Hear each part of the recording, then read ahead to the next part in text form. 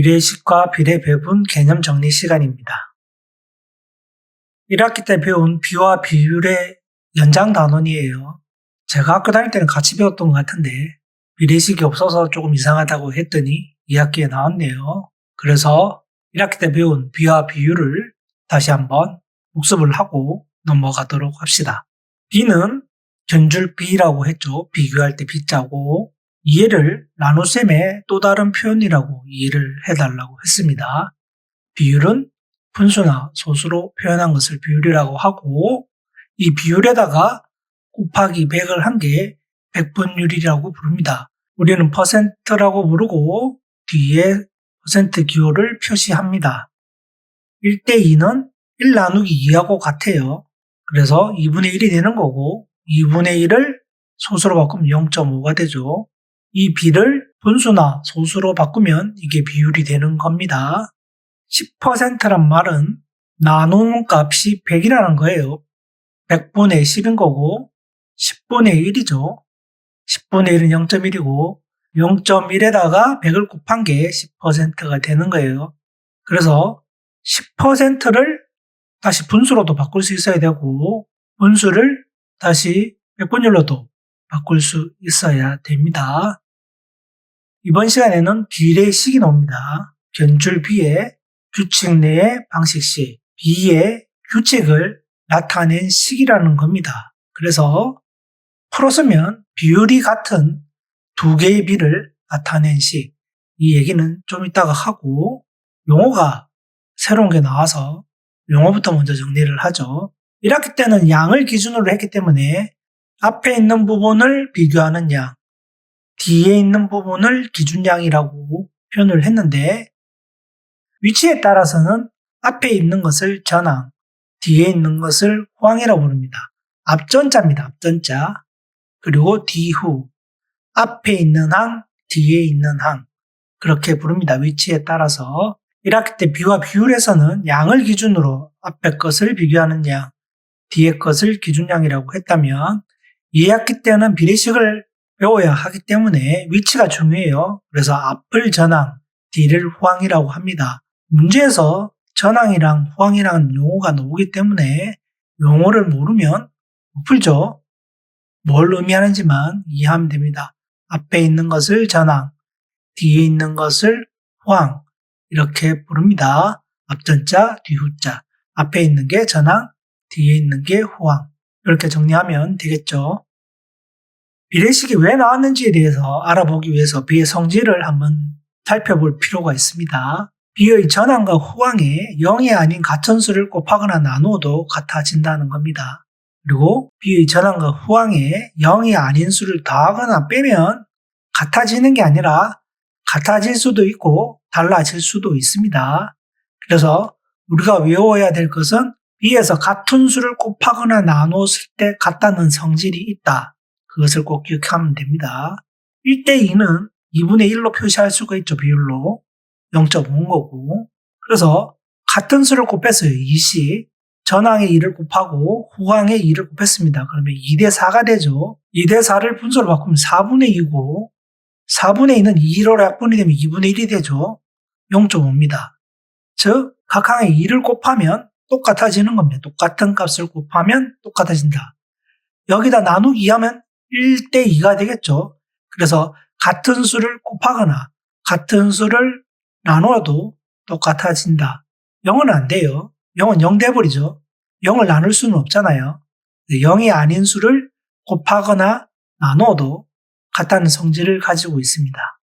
그런데 B에다가 같은 수를 더해봤습니다. 더하기 2를 해봤더니 3대4가 되죠. 그럼 4분의 3이잖아요. 0.75가 됩니다. 같은 수를 더하거나 뺐을 때는 같아지지 않을 수 있습니다. 그래서 이건 기억할 필요가 없어요. 아예. 그래서 같은 수를 곱하거나 나눌 때만 같아진다는 성질을 가지고 있다. 이렇게 이해하면 될 것 같습니다. 그래서 나온 게 비례식입니다. 비례식이란 말은 비율이 같은 두 개의 비를 나타낸 식이다. 무엇으로? 등호로.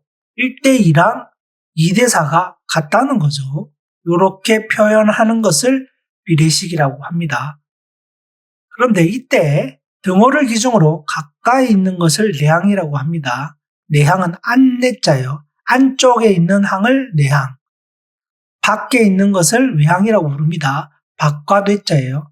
이 식을 기준으로 안쪽에 있는 2는 내항이고 1과 4는 외항인 거예요. 그렇게 부르는 이유가 있겠죠.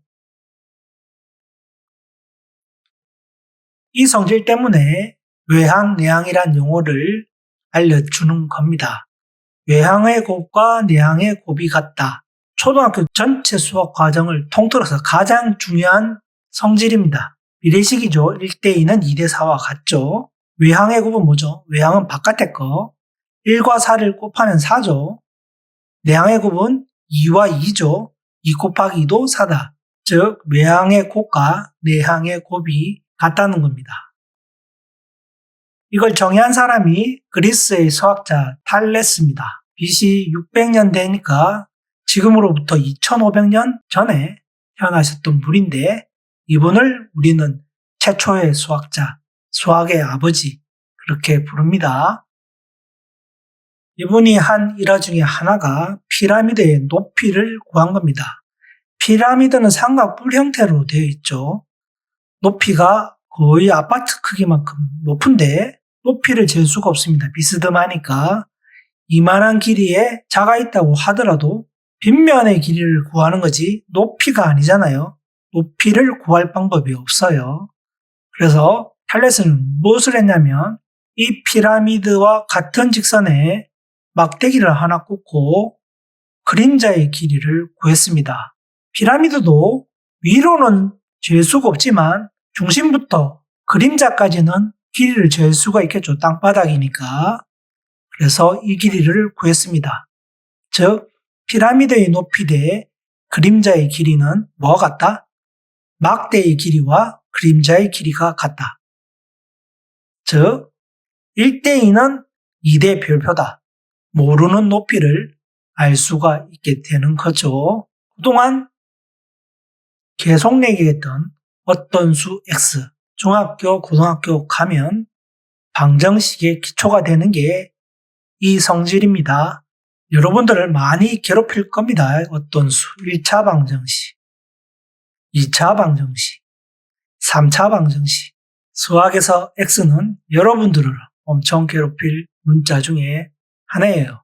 이걸 2500년 전에 최초의 수학자로 불리는 탈레스라는 분이 만드신 겁니다. 한 가지 더 용어가 나오는데 비례 배분입니다. 비례는 앞에 설명을 했고 배분은 나눌 배에 나눌 분. 둘 다 나눈다는 말이죠. 나누는데 어떻게 나누냐? 전체를 주어진 비로 나누는 것을 비례 배분이라고 합니다. 귤이 10개 있는데 철수와 영희를 3대2로 비례 배분한다고 합니다. 귤 10개를 3대2로 비례 배분하라는 말은 철수가 가지게 될 귤과 영희가 가지게 귤을 구하라는 말을 하는 겁니다. 구할 때는 전체 곱하기 B의 합분의 철수의 목 이렇게 하면 됩니다. 전체가 10개죠. B의 합은 뭐죠? 5분의 3이죠. 철수가 가지는 B가 5분의 3이라는 겁니다. 전체에서 5분의 3을 가진다는 뜻이에요. 그래서 6개가 되죠. 영희의 귤은 전체에서 B의 합분의 영희의 몫을 곱하면 됩니다. 그래서 전체의 10에다가 5개 중에 2개가 영희 목이죠. 그러면 4개가 됩니다. 그래서 결과를 더해보면 전체가 나오죠. 이런 것을 비례 배분이라고 합니다. 전체를 주어진 비로 나눈다는 말은 이렇게 계산하라는 말과 같다. 그래서 한글로 비례 배분을 구하란 말이 나오겠죠. 각각의 몫이 얼마인지를 계산하라는 말과 같다. 그렇게 풀면 됩니다.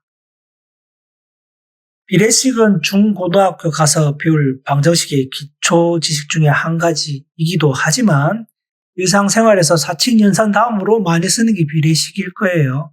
그래서 초급, 중급 문제에 일상생활에서 써먹을 만한 그런 문제들을 주로 선별해서 내봤으니 풀어보고 비례식은 매우 중요하기 때문에 다양한 문제를 많이 풀어보길 바랍니다.